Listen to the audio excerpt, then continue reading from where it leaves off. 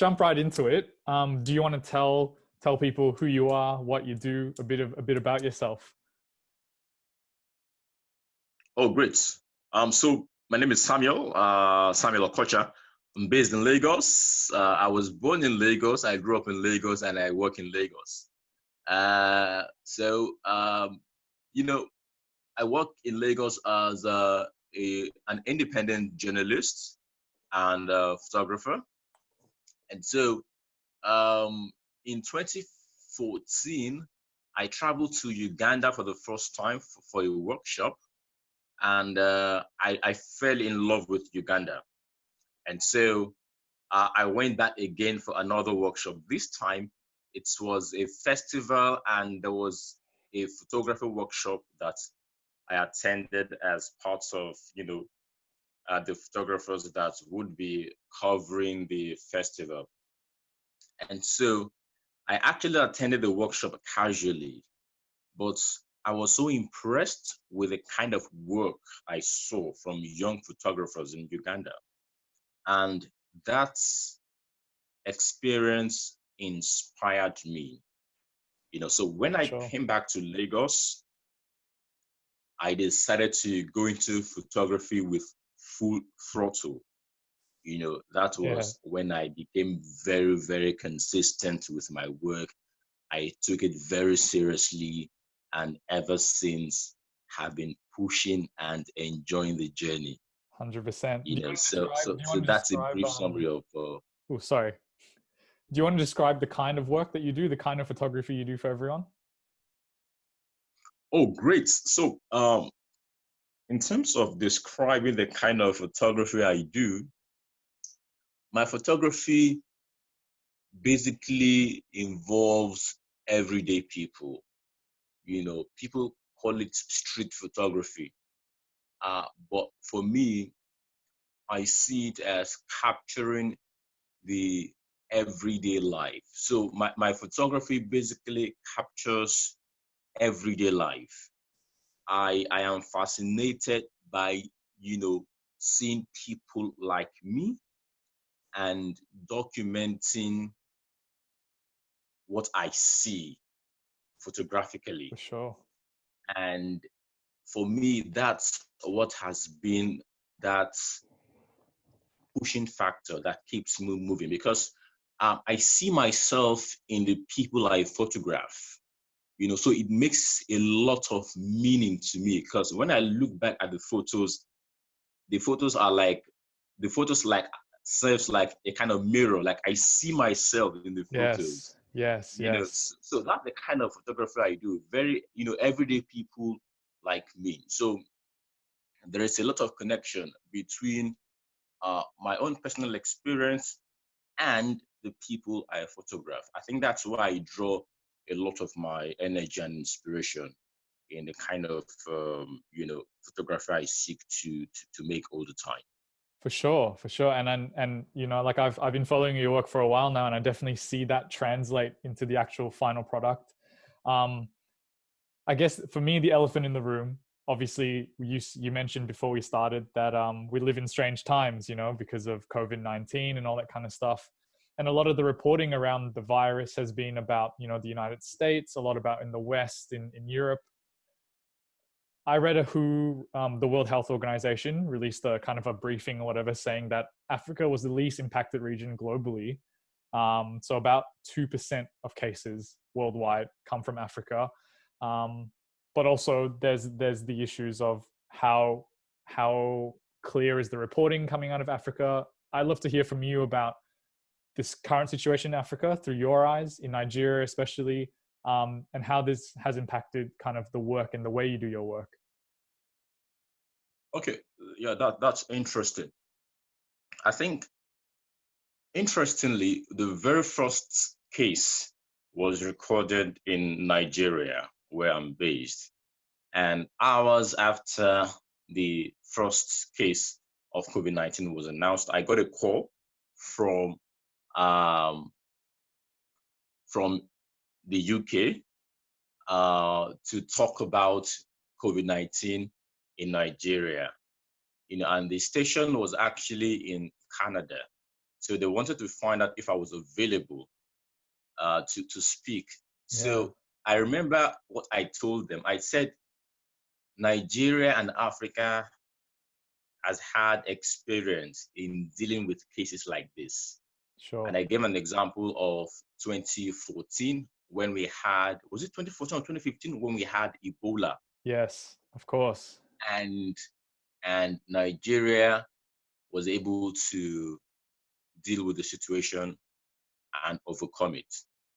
And so with that kind of experience, I said, Nigeria would also defeat the coronavirus and of Yes. course the rest of Africa.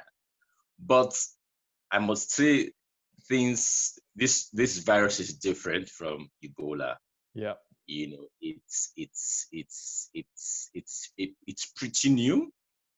But then again, I think the advantage we have in this part of the world is we are resilient and we are used to this kind of virus. Even if the government is making a lot of efforts in line with guidelines from the WHO, the local communities are also taking charge of their health themselves. Great. And Africa and Nigeria, we are used to, helping ourselves. We're used to, there's this self-help philosophy.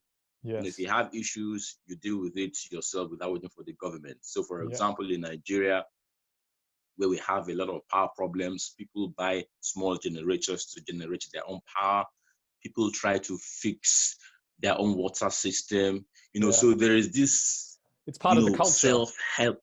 Exactly. Yes. So even though the government is doing a lot, I can tell you that there is a lot of on the ground work that is driven by independent ideas, independent thinking, independent bodies, self-driven efforts to defeat this virus at, the community level. So that's Sure. basically what I think is happening in Nigeria and, other parts of Africa, Yeah. in addition to the, macro efforts by Yes. the government.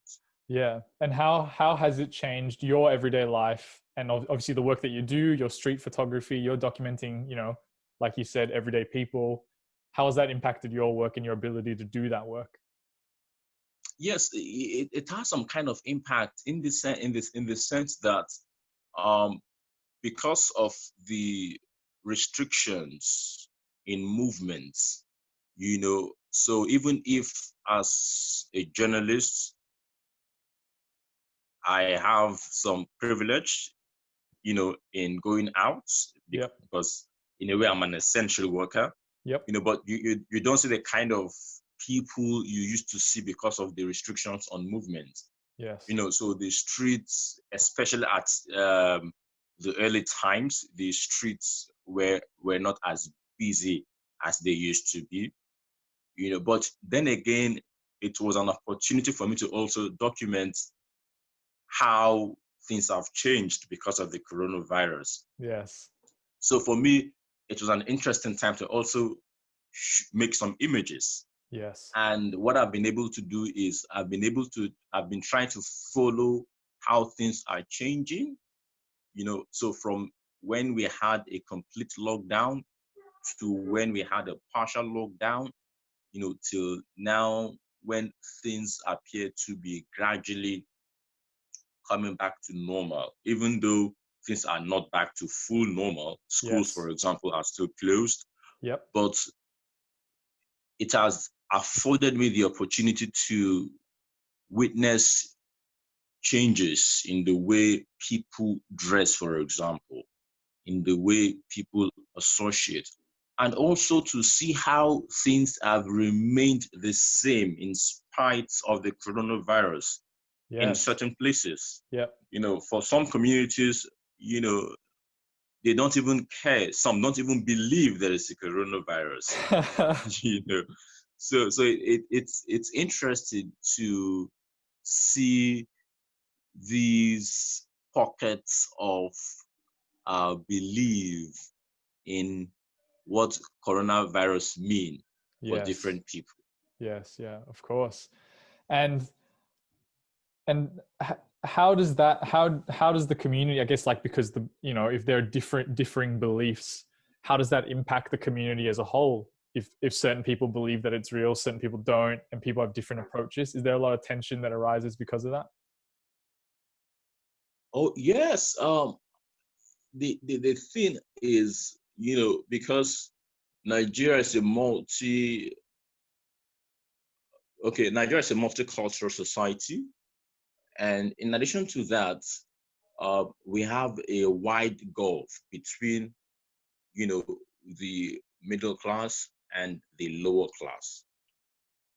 And so for the middle class and maybe the upper class, you know, they believe in the coronavirus because at the very beginning, these were the people that were affected, people who travel, the lower class in Nigeria don't have that financial resources to travel. So a lot of people believe it was a rich man disease Right. at the initial stage. But Yes. as time went on, there was some level of community transmission, so I think that was what made a lot of people living within the lower class to begin to adjust and take precautions as outlined uh, by the government.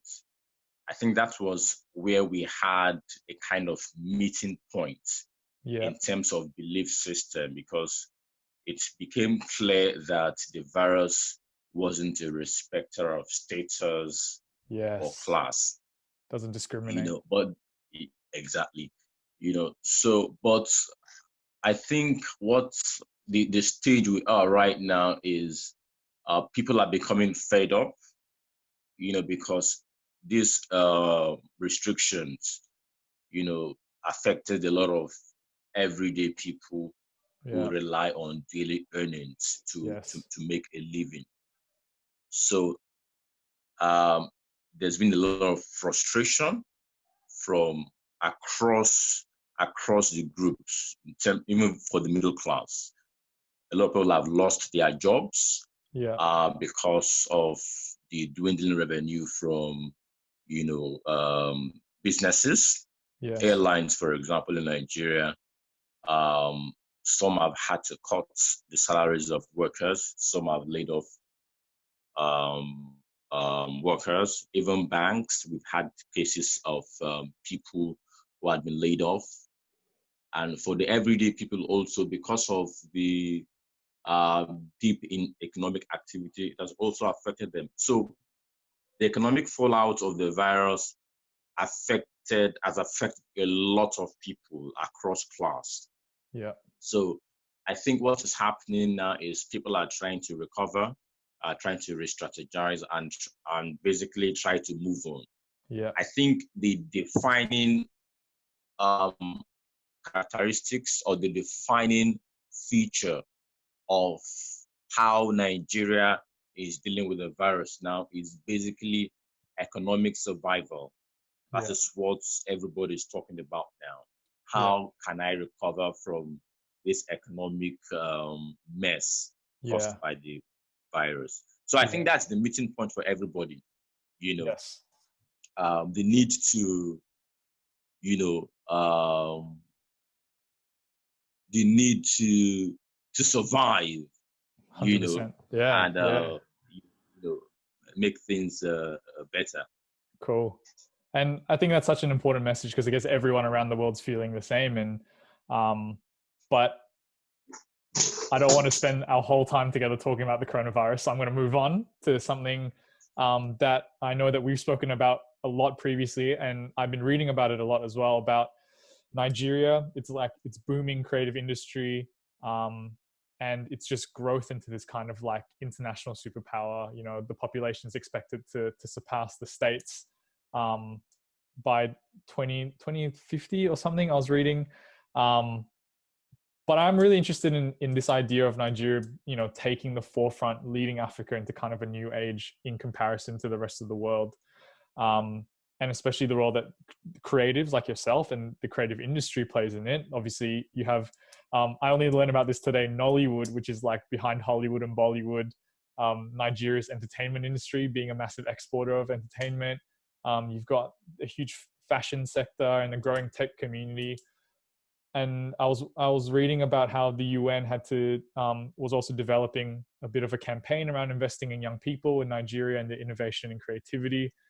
For you, regardless of coronavirus or not, what is the role? What role does creativity play in not even in just the Nigerian economy, but kind of taking the nation forward culturally as well? Oh, that's a very interesting question. I think the creative industry will be a major driver of growth in Nigeria and even in Africa. And we are beginning to see that already. And I think even the coronavirus has probably helped in pushing that also. Yeah. Because if you look at what is happening, people are doing a lot of IG Live, for example. Yes. So people are beginning to use technology. People are beginning to use technology even more. And as that happens, what it means is that it affords creatives here in Nigeria to be able to push their culture, their creativity, and their ideas even further across boundaries all over the world. Yeah. So I think the creative industry is going to be a big contributor to the growth of Nigeria. One of the reasons I also say that is there is a lot of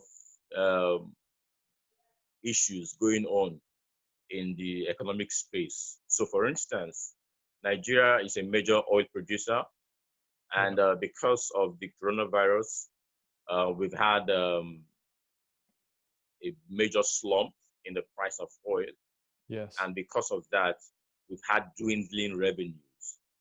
And so, because the creative sector is like a service-based industry, it it hasn't been affected much because of that.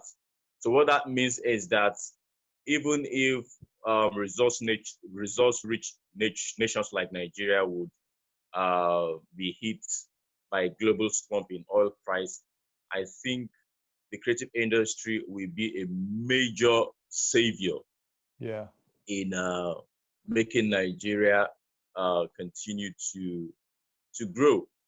So what I see happening is more attention to the creative industry, even from the government, because it is clear right now that our music, for example, has given Nigeria what someone called soft power. A lot of people are knowing Nigeria because of its music. A lot of people are beginning to hear about Nigeria for the first time just because of its music, for example. Yes. It used to be football, but now I think it's music and film. Yes. So I think this is just the beginning, because there is a lot of awareness going on right now in the digital space. And because of that awareness, I think Nigeria will definitely become aware. Nigeria will be known even more by a lot of people. And as that begins to happen, we're going to see a lot of growth in international commerce with Nigeria as a major player through our creative industry. For sure. How important is access though? Because when I think about countries that are going through massive periods of growth and massive periods of change, access is so important. You talk about the oil industry, and I read a stat that 80% of the profits go to a very small amount of Nigerians. And I think about a country, for example, like China, that had to go through massive periods of growth and change to get to where they are now.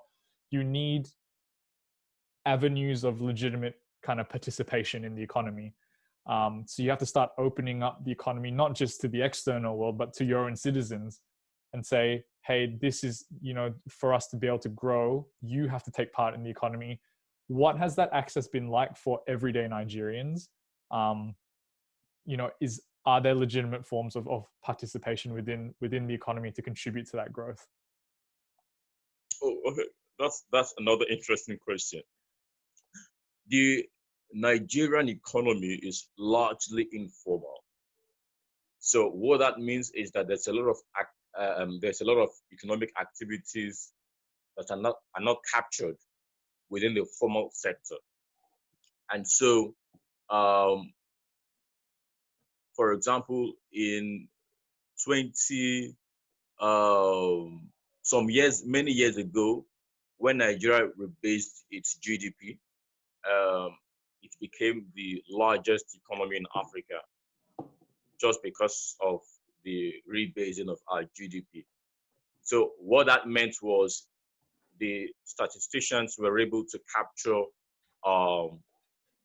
sectors like Nollywood, music, that were not part of the formal economy initially. And so when that happened, they discovered that the GDP was much larger than they thought. So I think the same thing is happening right now. I think we are much, much larger than we are now because there's a lot of economic activities that are not captured within the formal economy. Yeah. And so one of the things the government is doing is one of the things is called the BVN, bank verification number. So what that bank verification number means is if you have that number, they can track all your accounts in Nigeria. Right. And so records like that can help in raising tax revenue, for example, and capturing a lot of people within the economic database. And of course, it's going to help in planning. Yeah. But even with that, there is a lot of activity going on within the informal economy that are not captured. Yeah. I think one of the things that needs to be done to bring these people and to enhance participation is to create infrastructure that will make these people willing to be captured. Yeah. Why did I say this? There are a lot of people who don't even believe in the government. Yes. Because they feel they are not catered for enough. So there is a lack of trust. Yeah. So even though government is trying to bring in people into the formal sector, there are people who are not willing to be captured. So you have a lot of businesses that are not even registered, for example. And they prefer it like that. So but what this means is that the potential is still very enormous. So when you begin to capture these people, it means more revenue for the government and more possible infrastructure because of increase in tax revenue. So I think the shortest way and easiest way to bring these people to bring the access you're talking about is for government to be at the forefront of providing basic infrastructure. If, for example, we have a more reliable power supply, people will be willing to set up their businesses and get it registered. Yeah. If people have access to basic healthcare facilities, people will be willing to pay their taxes. Yeah. So I think the easiest way to create access is to, make infrastructure accessible and available, for the people. And I think the government is trying to do that, but of course, a whole lot more needs to be done. Yeah. I see a long way to go. Yeah, and I think that's why your work is so powerful, right? I mean, you're living in a country where there's so much potential and there's also so much work to be done. On one hand, you have this burgeoning kind of economy. You have new opportunities economically, and also you have just an exploding, growing population. But then on the other hand, you still have issues that come with human development, social progress, peace within. I think Nigeria has like over 250 different ethnicities, and religion itself is also a big talking point. For your creative work, where do you see your responsibility lying within the creative industry? Okay, great. So the thing about my work is I'm also evolving. I think I'm also evolving like Nigeria is evolving. That's great. I love it. Yeah, so I don't even know where it's going to take me. I don't even know. But the thing is, I am enjoying the journey, and I am also evolving. So basically, what I'm trying to do is I'm trying to to paint a picture of the realities I am seeing in my immediate environment. So for instance, most of the images I take are images around where I live, around where I work, around where I move all the time. If I happen to travel, I take images of things around me. So I think uh, the growth in Nigeria is an inspiration for me to also keep growing and to keeping track of that growth is what I try to do with my photography. And I also do it with focus on everyday people, basically. For sure. Because I try to capture the tenacity. I try to capture that resilience. I try to capture that tension. Yes. In my work. And Yeah. in a way also, I am telling my own story, because like I said earlier, I see myself in the images I make on the streets of Lagos. Yes. So as I evolve, ideas will be coming, and as those ideas come, I try to put them in my project. So for example, one of the things I'm trying to work on is to do what I call a mobile zine. So it's like a magazine that you can view on your mobile phone, basically, once in a while. So rather than just posting images on Instagram every now and then, the zine is like a mini body of work that can tell, a story with a longer shelf life on your phone. So great. as time progresses, ideas will be coming, and as those ideas come, I try to put them out and see what happens. So it's difficult to say I'm moving from here to here. I'm just enjoying the journey. I'm evolving, and as Nigeria is evolving also. And that's the perfect attitude to have. Always be adaptable, always be willing to change. I think that those are great messages for people, and especially for someone like yourself. I remember the first time we had a conversation, well, I don't know how long it would have been now, 2 years ago maybe.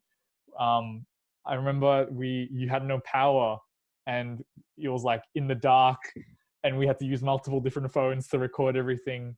And your attitude has not shifted from that point to now. And I guess I'll end with this, because I think you have so many incredible stories that there's no way that I could fit them all into this one thing. But if you had one story that you look back on, you go, that shaped me, that shaped who I am, that's shaped the path of my career, what would that story be? Wow, that's a big question. I know it is, but that's why it's the last question. Okay, one story that I've shaped my career, who I am, and what I'm doing. Let me think. I think there are plenty of stories, but I think